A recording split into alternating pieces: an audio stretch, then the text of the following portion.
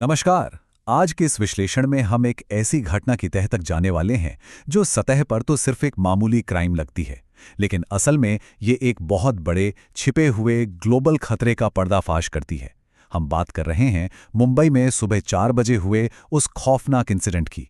चलिए पूरे फोकस के साथ इस लोन वुल्फ अटैक के हर एक पहलू को डिकोड करते हैं और समझते हैं कि इसके पीछे की असली कहानी क्या है। तो चलिए सीधा इस घटना की गहराई में उतरते हैं। माया नगरी मुंबई और इलाका है मीरा रोड का नया नगर। सुबह के 4 बज रहे थे, मतलब शहर अभी गहरी नींद में था। 2 सिक्योरिटी गार्ड्स राम राजकुमार मिश्रा और सुब्रतो सेन अपनी नॉर्मल रूटीन पेट्रोलिंग पर थे। अब कोई सोच भी नहीं सकता कि एक आम सी दिखने वाली सुबह अचानक एक हिंसक आइडियोलॉजिकल टेस्ट यानी वैचारिक परीक्षा में बदल जाएगी। एक ऐसा आमना सामना जो बिल्कुल अनएक्सपेक्टेड था। जरा इस टाइमलाइन पर गौर कीजिए। सुबह ठीक 4 बजे एक अनजान शख्स इन गार्ड्स के पास आता है। बहुत ही नॉर्मल तरीके से मस्जिद जाने का रास्ता पूछता है। गार्ड्स मना करते हैं तो अचानक उसका सवाल होता है, क्या तुम हिंदू हो? और बस इसके तुरंत बाद वो उन पर कलमा पढ़ने का दबाव डालने लगता है। जरा सोचिए, रास्ता पूछने का एक सीधा साधा सवाल चंद पलों में एक धार्मिक परीक्षा बन गया। और जब गार्ड्स कलमा नहीं पढ़ पाए तो उस शख्स ने सीधे अपना चाकू निकाला और जानलेवा हमला कर दिया। राजकुमार मिश्रा गंभीर रूप से घायल हो गए। इसके बाद पुलिस एक्शन में आती है और महज 90 मिनट के भीतर इस हमलावर को अरेस्ट कर लिया जाता है। जी हां, सिर्फ 90 मिनट। ये नंबर बहुत कुछ कहता है। पुलिस की मुस्तैदी देखिए। इसी 90 मिनट के अंदर उस 31 साल के सस्पेक्ट जैब जुनैर जुबैर अंसारी को पकड़ लिया गया। फौरी तौर पर तो उस हिंसा पर तुरंत ब्रेक लग गया।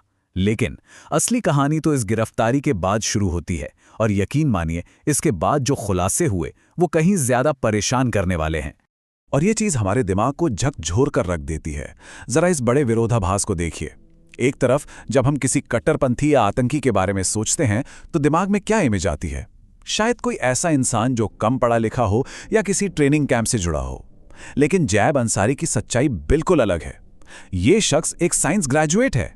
कई सालों तक अमेरिका में रहकर भारत लौटा है, और तो और ये ऑनलाइन केमिस्ट्री ट्यूशन दे रहा था। एक हाई प्रोफाइल साइंस बैकग्राउंड वाला प्रोफेशनल इंसान इस तरह की हिंसक कट्टरपंथी सोच का शिकार कैसे हो गया? आइए इसके बैकग्राउंड के कुछ और डिटेल्स देखते हैं। अंसारी 2019 तक अमेरिका में ही था, जब तक उसका वर्क परमिट एक्सपायर नहीं हो गया। जांच में यह भी पता चला है कि उसकी पत्नी, जो एक अफगान नागरिक थी, वो उसे छोड़कर वापस अमेरिका चली गई थी। और 2022 से ये शख्स मीरा रोड की स्मिता रेजिडेंसी बिल्डिंग में बिल्कुल अकेला रह रहा था। जांच एजेंसीज का ये साफ मानना है कि यही जो आइसोलेशन था ना, ये जो अकेलापन था, इसी ने एक कैटलिस्ट यानी उत्प्रेरक का काम किया। इसी अकेलेपन ने उसे इंटरनेट की उस डार्क दुनिया में धकेल दिया जहां से इस तरह के रेडिकलाइजेशन की शुरुआत होती है। तो यहाँ सबसे क्रूशियल पॉइंट यह है कि पुलिस को उसके घर से आखिर मिला क्या? वहां जो सबूत मिले उन्होंने सच में सुरक्षा एजेंसियों के होश उड़ा दिए। पुलिस के हाथ कुछ हैंड रिटन नोट्स लगे हैं, और ये कोई आम नोट्स नहीं थे, ये प्रॉपर मिशन डॉक्यूमेंट्स थे। इनमें से एक कागज पर बहुत ही साफ शब्दों में लिखा था, पहला कदम यानी फर्स्ट स्टेप। ये उस शख्स का हाथ से लिखा हुआ वो खौफनाक इरादा है जो सीधा सीधा ये इशारा करता है कि उसकी अल्टीमेट मंजिल कुख्यात आतंकी संगठन आईसिस को ज्वाइन करना थी। अब इसे थोड़ा और गहराई से समझते हैं। वो जो सुबह 4 बजे का हमला था ना, वो कोई रैंडम गुस्से का विस्फोट नहीं था। आतंकवाद की भाषा में इस तरह की हरकत को लॉयल्टी टेस्ट यानी वफादारी की परीक्षा कहा जाता है। ये किसी टेरर ऑर्गेनाइजेशन के प्रति अपनी निष्ठा साबित करने के लिए की गई एक बहुत ही सोची समझी कैलकुलेटेड हिंसा होती है। अथॉरिटीज का भी यही कहना है कि अंसारी इस हमले के जरिए खुद को साबित करना चाहता था। वो उन आतंकी आकाओं को ये मैसेज देना चाहता था कि देखिए, मैं आपके मंसूबों को अंजाम देने के लिए पूरी तैयार हूं। अगर हम इस मीरा रोड के अटैक को कश्मीर के पहलगाम में सैलानियों पर हुए हमले के साथ रखकर देखें तो एक बहुत ही डिस्टर्बिंग पैटर्न सामने आता है। दोनों ही केसेस का टारगेट क्या है? आइडेंटिटी बेस्ड टारगेटिंग, मतलब सामने वाले की पहचान पूछकर उसे निशाना बनाना।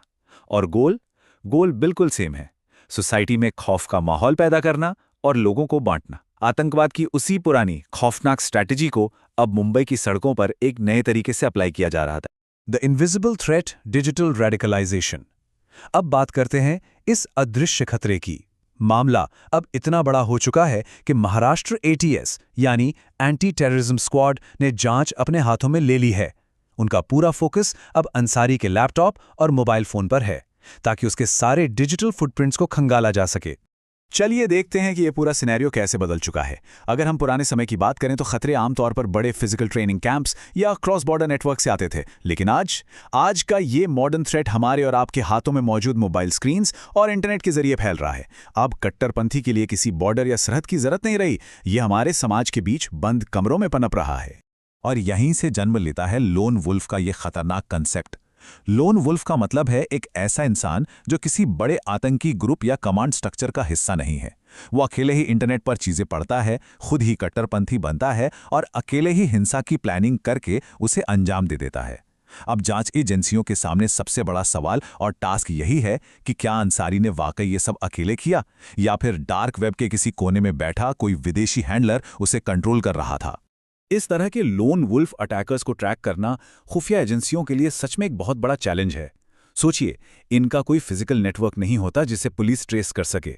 हमले से पहले कोई वार्निंग नहीं मिलती। ये इंटरनेट पर पूरी तरह से ऑनलाइन खुद को रेडिकलाइज करते हैं और फिर किसी भी आसान और सॉफ्ट टारगेट पर हमला कर देते हैं। यूरोप और अमेरिका की खुफिया एजेंसियां इस डेंजरस पैटर्न को पहले ही काफी करीब से झेल चुकी हैं और अब ये सीधा हमारे सामने है।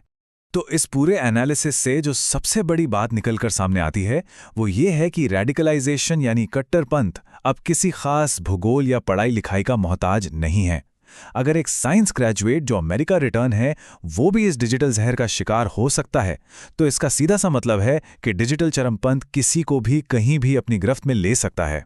इसीलिए अब ये जिम्मेदारी सिर्फ पुलिस की नहीं रही, हमारे पूरे समाज को, हम सबको बहुत ज़्यादा अवेयर और सतर्क रहने की ज़रूरत है।